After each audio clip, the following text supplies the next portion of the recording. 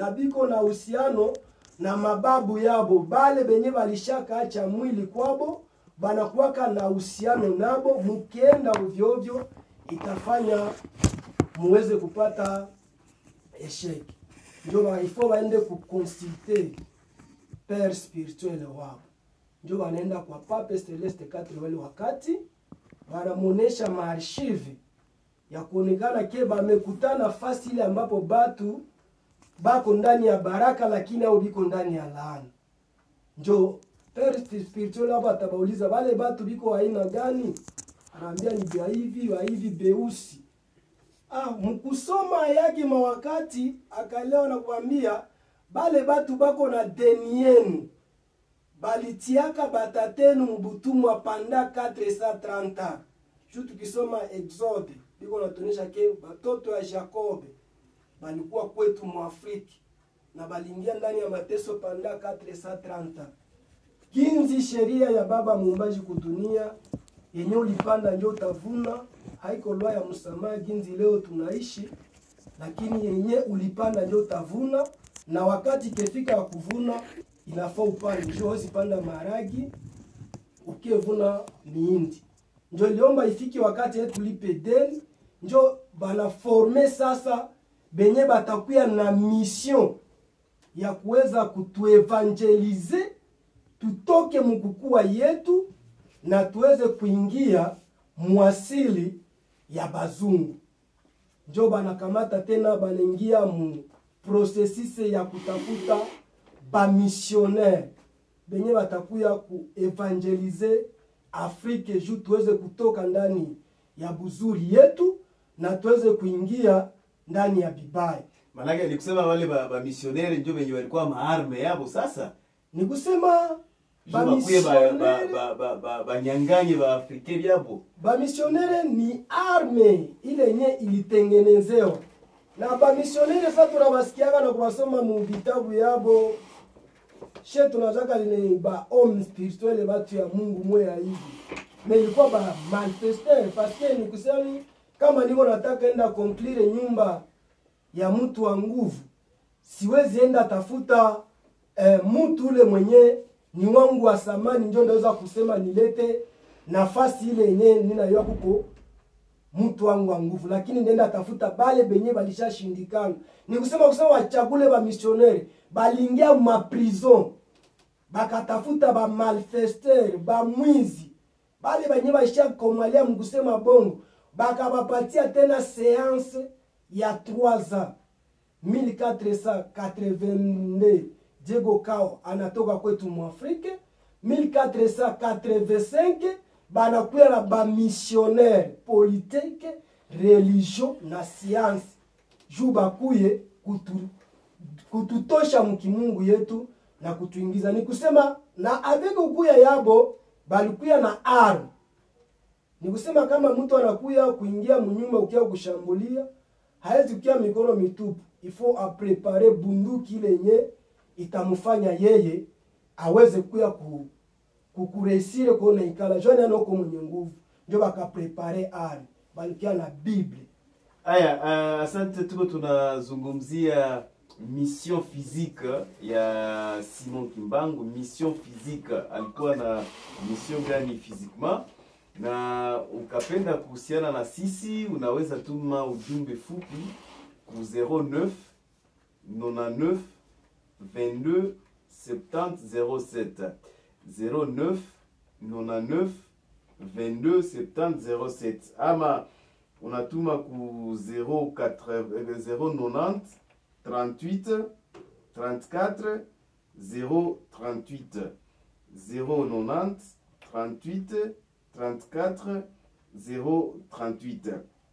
Na ndugu hapa iko anatuambia kuhusu mission ya Simon Kimbangu. Manake Kimbangu alikuya kulibere ndio peuple congolais, peuple africain sous l'égide ya mtu mzungu. Sasa kama alikuya kulibere, eske alikuya kupigana, alikuya na nguvu gani, alikuya namna gani? Asante. Hatutajilimite tu peuple africain, lakini tutasema ku race noire ya monde entier, parce que tukichunguza mtu mweusi wote kwenye anapatikana kudunia ni amonekana kuzaraulika. Ni kusema nguvu ile ambayo alikuwa na nguvu ya baba muumbaji, yeye mwenye alimtuma ndani ya kazi. Mkumutuma yake Walongo Fumukimbangu kufatana jinsi chetu tulipotea pale 1491 Zinganku anapokea bateme, ilikuwa le 3 mai ya 1491, akatudeconnecte deja na monde spirituel yetu, akatudeconnecte na Mungu wetu, na akatubeba deja mupwe ya kukua sous-colonize. Ginzi Christianisme iliingia kwetu, haikuingia munjia ya mzuri tukichunguza na kuangalia. Alafu Mfalme Kimbangu mkukuya yake, ginzi tunasema alizaliwa tariki 9 ya mwezi wa 3 ya 1889 pale Mangankamba. Alikuja na nguvu ya baba muumbaji. Nikusema mbele kwanza azaliwe ginzi alikutana batu beusi, tulionekana maisha yetu kukufa.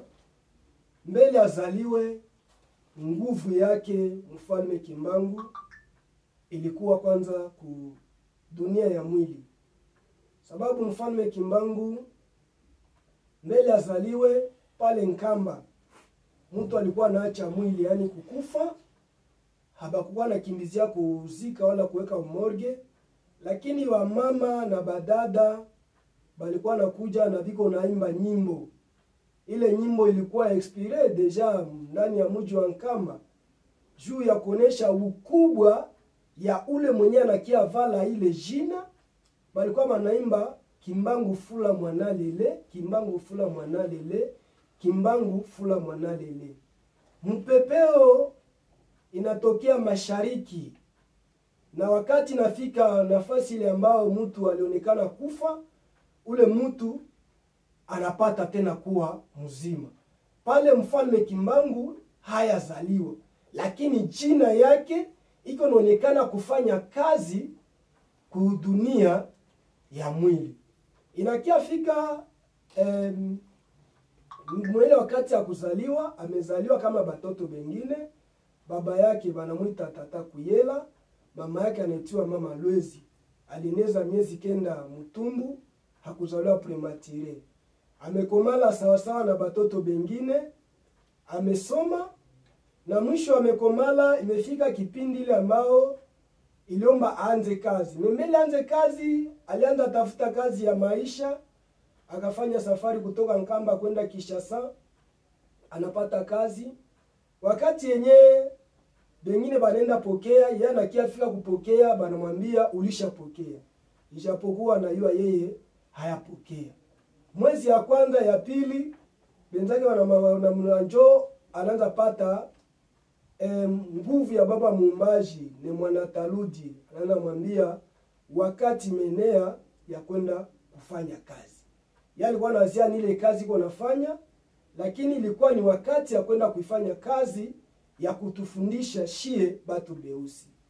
Amefanya commerce kidogo, badala anapanga kurudia mjini Nkamba. Alikuwa anarudia munjia, akapata samaki yake ya nzombo, anauza ja kubebea batoto. Kufika munjia, anakia kutana na baskari, banamumenase, kisha kumenase, ile samaki banaibeba. Askari ule mwenye alionekana kuibeba ginzi ye Mfalme Kimbangu wetu wangitukula masiwa na Mungu, alionekana kuregrete kufika mbele ya batoto samaki mebebewa. Inamfanya kwa ile uzuni, ule mwali bebaka ile samaki, kila chote alikuwa nakula, alikuwa nasikia tu ni harufu ya samaki.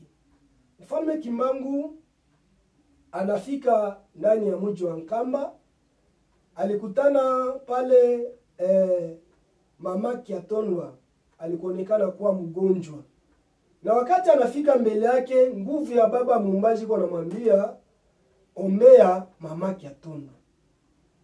Ombea mama Kiatonwa. Mfalme Kimbangu anafika, anambama mama Kiatonwa mkono, anamwambia sasuka munakumu ya tata mpungu tunendo, yaani shimama munguvu ya Mungu wa mababu zetu.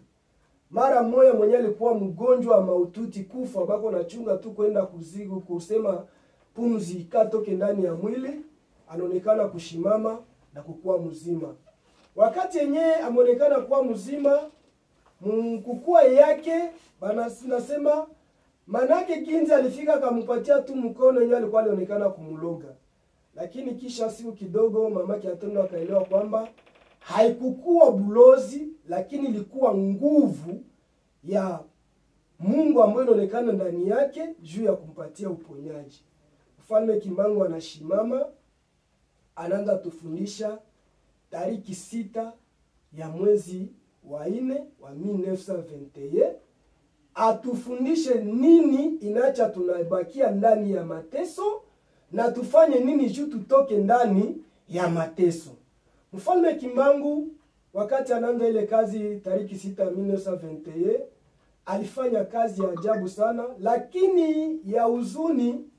Kipindi ambapo anaonekana kutufundisha Shie Beusi, Ginzi alionekana kuja na ile habari adui mzungu ule ambao alionekana kupanda ndani ya vichwa yetu batu Beusi, anda kututumikisha Shie Beusi na kuanza kukamata ile nafasi ambapo ule ambao anaonekana kufundisha banakia banalunguza manyumba na kuwa batu wengine kupiga fimbo. Asa Mfalme Kimbangu akakutana kwamba sikukuu ya juu ya mateso ya batu Beusi, lakini ni kuu ya juu ya buzuri ya batu Beusi. Njo atachukua wakati ya kujitoa. Mfalme Kimbangu akakumbanaka, lakini alionekana kujitoa. Alijitoa juu ya nini? Asante sana. Alijitoa kuonekana kazi ile anaonekana kuwa nakuya nayo Sheba ndugu yake Beusi. Tuko nashindwa kumuelewa na tunaonekana kuipiganisha. Na Ginzi alielewa kwamba akili yetu inaonekana kuwa ndani ya prison. Ginzi iko ndani ya prison, inaomba ajitoe juu aone namna gani atatutosha ndani ya prison tupate kuwa na uhuru yetu. Njo akajitoa kwa ajili yetu, maana ni mkombozi kwetu, sababu kazi alikuwa nayo kwetu, alikuwa kujitoa juu ya kupata uhuru yetu. Alijitoa kwa nani? Aksanti, alijitoa kwa viongozi ile wakati bale benye balikuwa natumikisha bale ba ndugu yetu mkukuya kupiganisha juu ile wakati mzungu alionekana kuwa kwetu kama vile 100%, haiko sawa vile leo mzungu alionekana kuenda, lakini akabakia ndani ya vichwa vyetu. Pale mwanzo alionekana kuwa fiziki, njo alitutumikisha mkupiganisha Mfalme Kimbangu. Le inafika kipindi ambao iliomba aende, na wakati aonekana kuenda alibakia ndani ya vichwa vyetu. Ila Mfalme Kimbangu njo kwenye tuko pale bwana mpasha habari, alionekana kujitoa kwetu kwa ajili hakukuya juu ya bubaya yenye ilionekana juu. Habari alikuya nayo ni habari ya buzuri yetu, ya uponyaji yetu, lakini inaonekana bengine kuipiganisha na inaenza leta bifo na mateso kwetu. Njo ilimuomba na kumubidi achukue nafasi ya kuonekana kwenda kujitoa. Muko munaua batu juu ya kusema munamtafuta Kimbangu, mie minaonekana kia kujitoa. Juu ya nini? Alielewa kama batafunga mwili yake, lakini kazi ile alikuya nayo ya kuponesha mtu mweusi, ya kuponesha Afrika, habataifunga. Njo akaitika kujitoa bwana mpasha habari. Sasa unasema hapo kama physiquement mzungu alikuwa physiquement na mzungu akafunga Simon Kimbangu physiquement na akamuua physiquement. Na leo umesema kama tulibakia na mzungu mkichwa, haiko tena physiquement kwa leo. Sasa na nyie Simon Kimbangu physiquement haiko tena. Je, mnapiganisha ile kutawala ya mzungu hizi masiku? Asante sana. Walongo Fumu Kimbangu baliacha mwili ilikuwa tariki 12 ya mwezi wa 18 le 12 Oktobre 1951. njo baliacha mwili. Hatutasema kama habako ndani ya mwili, sababu tukichunguza mkukua yake mbele mfalme Kimbangu aache mwili, alikuwa aliacha unabii zake zile zenye tuko tunatembelea kwa sasa na ziko zinaonekana. Sababu mfalme Kimbangu mbele ya kuacha mwili alisema kwamba kufatana ginzi nilikutana mtu mweusi anaonekana kulogewa ndani ya kichwa yake, lakini nitabatumia mfundishi, na ule mfundishi atakuya na nguvu ili ya baba muumbaji, ambaye takia juu ya kufundisha mtu mweusi atoke ndani ya bujinga apate kukamata kukua yake. Ni kusema leo kama tuko ndani ya kazi, haiko shipeke, lakini mfalme Kimbangu iko pamoja nasi ndani ya mwili, sababu iko alisema yeye peke ndakuwa pamoja na mfundishi. Na mfundishi ule ambao tuko nayo iko leo, tunambana muita mfalme Nkusu Kiamu Nzalapanda na Ngola Nisungi ya Nzili. Okay, sasa sijue kama na kuita hiyo jina ya Simon Kimbangu inakuwa na nguvu gani kwa kupiganisha hiyo colonization. Asante sana. Sasa tunasema kuitiwa jina ya Simon inakia kutanika ni jina za butumwa. Ginzi tulikuwa tuko tunazaliwa ndani ya butumwa. Ni kusema mkukua ya mzungu ginzi atukamata kama vile maimbwa zake. Juu kati ya imbwa na mwenye imbwa, mwenye anapatiaka jina ni mwenye imbwa ndio anapatiaka imbwa yake jina. Na shetu kuchunguza mkukuye ya mzungu Mwarabu, hakuna Mwarabu mwenye anaweza sema anavala jina ya Kamale, anavala jina ya Sivyendera. Lakini tunakia kutana kwetu shibeusi ginzi tulishakuwa batumwa, tunakatala na majina zetu, tunaprefere kuitiwa majina za kigeni. Sasa shie kwa heshima na kwa bukubwa ya Walongo Fumu Kimbangu, juu hakuna siku yenye kulishaka kuwa nikutani walisema waite Yesu Kimbangu. Juu yaitiwaka Yesu Kimbangu. Asa ginzi Yesu hakubebaka jina yetu Afrika, ama Muhammad hakubeba jina yetu Afrika. Njo wetu Walongo Fumu Kimbangu mkwanza yake mission le 6 Avril hawakumuitaka Simoni, bali muita mfalme Kimbangu, sababu alisema mie siko Simoni lakini niko mfalme Kimbangu, kwa sababu nilikuya juu ya kugombola taifa ya Kongo, watu weusi. Nikusema kuite ile jina mfalme Kimbangu nikimuita Simoni sasa vile niko na mkosea adabu. Mheshima zote zemi nampatiaka na adabu zote nampatiaka, siwezi muita Simoni bwana mpasha habari. Manake hapa inakuwa sawa vile ni contradiction kidogo. Alors kunakuwa Simon Kimbangu, église kimbangiste, Simon Kimbangu envoyé par Jésus-Christ, Simon Kimbangu. Nyie inakuwa je? Nyie hamuko wa Simon Kimbangu? Asante ya mingi, she hatuko ba Simoni, lakini tuko ba Walongo Fumu Kimbangu wetu walitukulu wa masiru londo wa londo. Saba nasema bale benye wanamuita Simon Kimbangu. Saba nasema bwana mpasha habari, saba nasema Église de Christ par son envoyé Papa Simon Kimbangu. Mie sami najua na mina chunguza na kuangalia bukubwa ya Walongo Fumu Kimbangu, na kutanaka banakosa adabu sana. Juu Walongo Fumu Kimbangu mkazi alifanya haezi tumiwa na Yesu. Walongo Fumu Kimbangu mkukua yake mumisio yake ndio alifungiwa.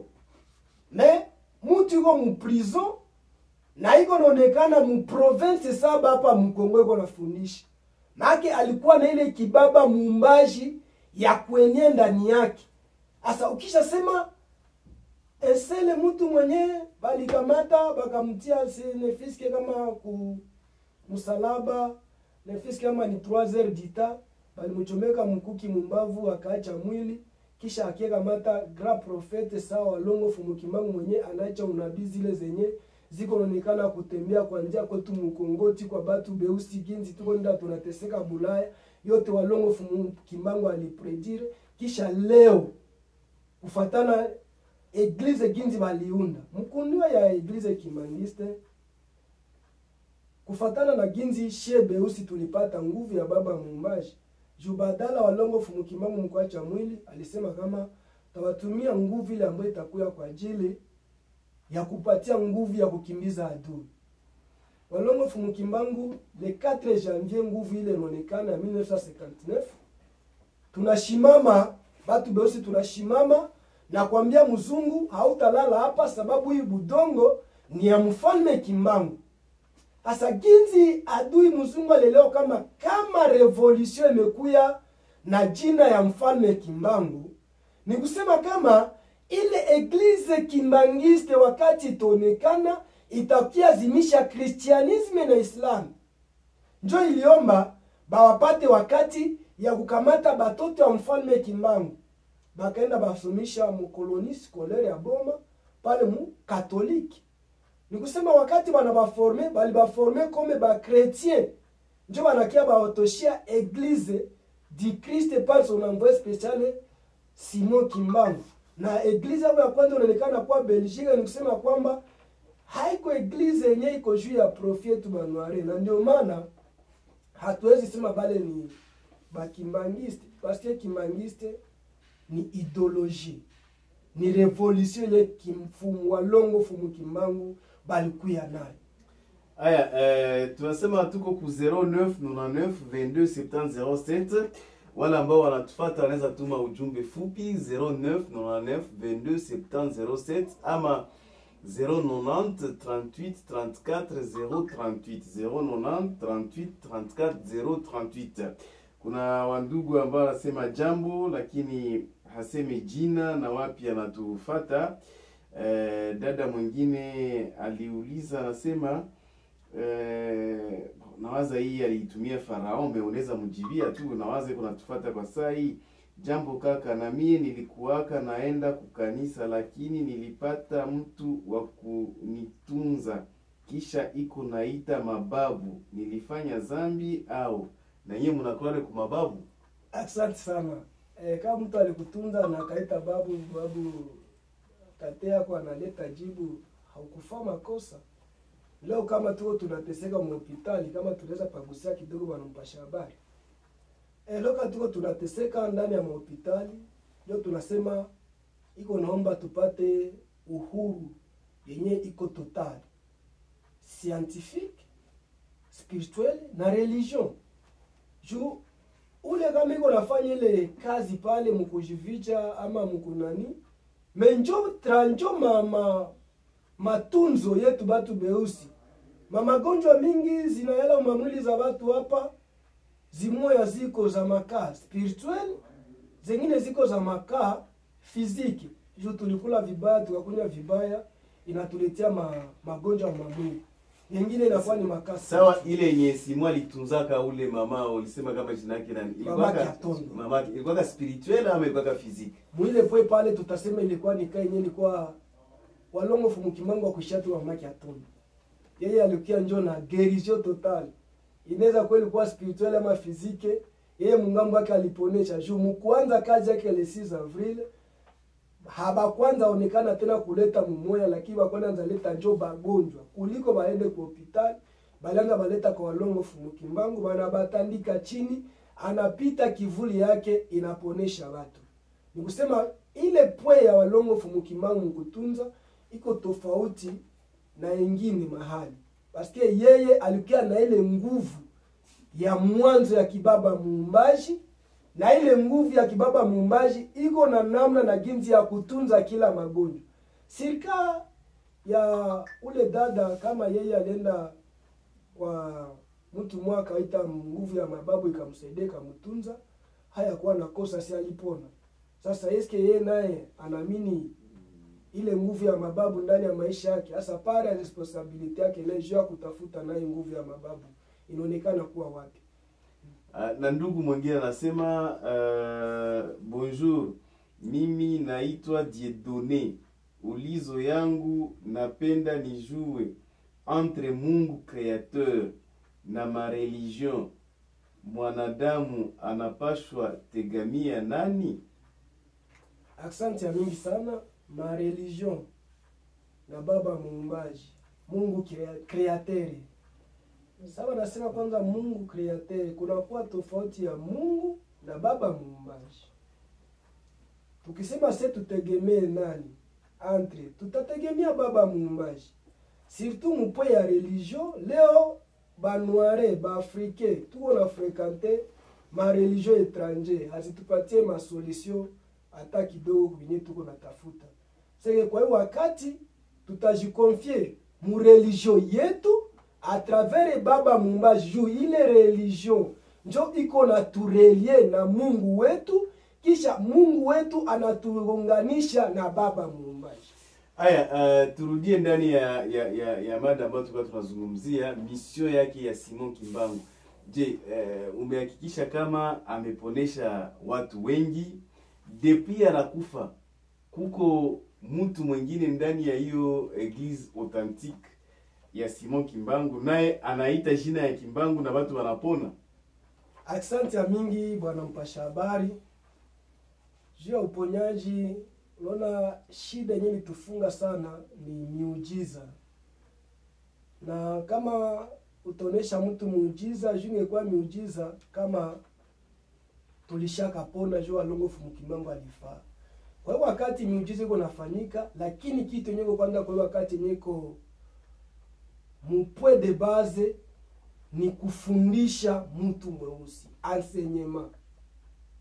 Na miujiza iko inafanyika. Yeye fumukusu kiamu nzalapana na ngona lesoni ya nzila bako banafanya ile kazi. Na jiska hata ndani ya nguvu ya mababu, ukipratike tu nguvu ya mababu kwenye huko utona nguvu, utona ile miujiza ambayo unataka.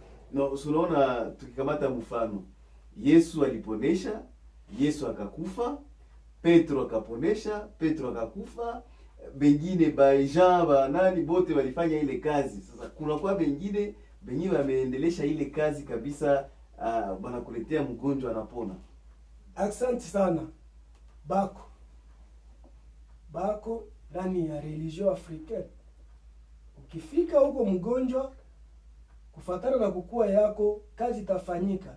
Ni kusema mission kwanza ya walongofu Mukimbangu premièrement haikuwa miujiza, alifanya miujiza juu ilikuwa ndio kuonyeshe beusi bali tufungia. Ila kitu tunasema kwanza bwana mpasha habari, pwenye tuko kwanza kwa hiyo wakati juu ya maisha ya mtu mweusi ni enseignement, mafundisho.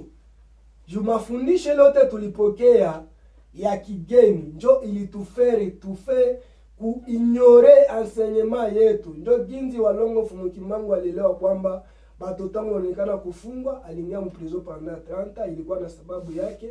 Mkwacha mwili yake hakuachaka mwili mprizo, aliacha mwili mhospitali. Leo kama unakuja kutana maprizo leo wanatia mhospitali, c'est parce que mzungu alishaelewa kwamba wakati mtu anaacha mwili, akiacha mwili kwa ndani ya hospitali make anakamata ile familia yake ndani ya prison na wanashikuta ndani ya hospitali. Lakini angekuwa ndani ya hospitali ya nje, deja ameacha ile familia ndani ya hospitali, inomba wapate muganga ukia batunza. Ndio ni kusema ginzi shie batu beusi tulionekana kuwa ndani ya prison, balitocha ndani ya prison, tuonekana kuwa ndani ya hospitali. Ndani ya hospitali nomba daktari akuye. Ndio daktari tuko naye leo. Fumukusu kiamu ndalapana na ngola nesoni ya nzila ambayo iko na kia kutufundisha ndani ya vufamu. Bon, tuko tunaenda nyuma mwisho ya nani kwa wakati na inasonga mbele. Huyu mwenye unasema boss jina sijue tena, repetea hiyo tusikie. Fumukusu kiamu nzalapana na ngola nesoni ya nzila. Sasa yeye iko wapi? Kwa leo anaishi Kinshasa. Sasa mie mtu wa hapa Goma, je nda beneficie mina gonjwa yatakia nitunza namna gani? Asante ya mingi sana. Wewe mtu hapa Goma ukabeneficie deja Fumukusu kiamu nzalapana na ngola nesoni ya nzila anajieneza kupitia ma centre zile zenye amedistribuer nafasi yote kwenye vufamu imepatikana. Ni kusema Goma tuko na vufamu. Maana ni kusema vufamu njo inaendelesha ile kazi. Ile mission. na Vuvamu yenyewe wapi iko wapi haisikilikane? Kwa leo Vuvamu tuko Goma, tunakuwa ngambo ya Majengo pale kote ya Vision 2020, unakuwa sale mwevi pale Prince Royale, ukapiga macho mkartie utaona picha Walongo Fumukimbangu. Ukifika pale utakutana balimu na mafundisho yote na yote, utakuwa no shida, utapata majibu. Sasa kwa kumaliza, sijue kama unaweza kutuambia watu ambao wanatufuata hapa waretenire nini kukazi ambayo Simon Kimbangu alikuwa kufanya, waretenire nini sa mission physique? Asante sana. Kufatana na ginzi batu bako wanatufuata, bandu yangu batu beusi, kuishi ndani ya bujinga tunachaka batu banendelea kudemere ndani ya mateso. Mfalme Kimbangu alikuya na liberation totale yetu batu beusi kuanzia 1491 kufika ti 51, balonekana kusimama na kufanya kazi. Sasa kama tena tunataka tuweze kupata mwangaza na kupata uhuru yetu, tujideconnecte na ile ma esprits étrangers na tujiconnecte na esprit ya Walongo Fumukimbangu wetu angetukula masibone na Runungu, sababu yeye ni yote kwetu batu beusi. Kinyume ya kukua yake, tunakuwa na propos ya mariage mwa hivi yenye lendafanyika Belgique na Eglise Kimangiste, mama kama pasiko. Wakati wanafika pale, wanawapatia sale, mwisho wanafanya madesordre. Kile wakati alikia nabambia ni mzungu, lakini hivyo nabambia sacheleke hamutoza kurekonetre mfalme Kimbangu, Afrika haita jasortiraka musufransi. Sasa ni kusema take banware hatuyaweza kumujua yeye mfalme Kimbangu kama vile sauveur, kama vile muunganishi wetu na baba muumbaji. Afrika hatutaweza kujidekonekte mu mashida zote. Ni kusema mfalme Kimbangu ni majibu ya shida zote zenye tuko tunapitia leo, sur plan physique, spirituelle na mupolitiki. Ujibie tu kaka huyu kidogo ili tuweze kuachana. Nasema ni mimi tena Dieudonné, merci sana na réponse yenu, lakini juu ya nini sasa entre nous les chrétiens kuko benye banamutegamia Mungu muumba kupitia Maria, bengine kupitia Dieu Père, Fils et Saint-Esprit, na bengine banamuomba direct Mungu créateur comme les musulmans? Est-ce que neza fasiriwa ile? Tukichunguza message yake na jiadresse kwa chrétien, na ukiangalia inji christianisme inaishi ni désordre na désordre.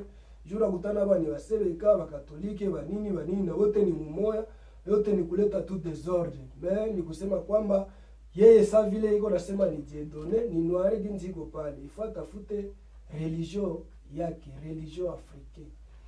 Aya, asante sana wandugu wapenzi, tunafika mwisho wa kipindi hiki. Tulikuwa tukizungumzia mission physique yake Simon Kimbangu, mission physique yake Simon Kimbangu. Ndani ya studio tulikuwa na wageni, jina ziko nguvu lakini wanaweza tena kurapele majina zao porque mwiwe tulikuwa na wanani ndani ya studio. Asante mingi, ni mzee Kambale Nkulu Mulinda, ninakuwa mwanafunzi kuvuvamu. Na alikuwa Tsongo kwa mshunganya, na sisi wanafunzi kuvuvamu. Na sisi tulipatikana sasa vile mzee Amani Bilingoma, tuko kati ya wanafunzi kuvuvamu Mbazagoma. Agasili Baraka Chikuru Shombo, na mimi niko mwanafunzi pale kuvuvamu. Ni Baraka Chikuru mtoto wa Shombo. Maki na mimi niko mwanafunzi tu pale kuvuvamu. Asante mimi. Aya, asante sana wandugu ambao wanatufuata. Musa Sikiendera alikuwa kituweka hewani. Prosper Nsi, asante kwa kutufuata 5 juu ya 5. Deo Lusheke alikuwa kwenye microphone. Tutakutana na siku ya posho ijayo.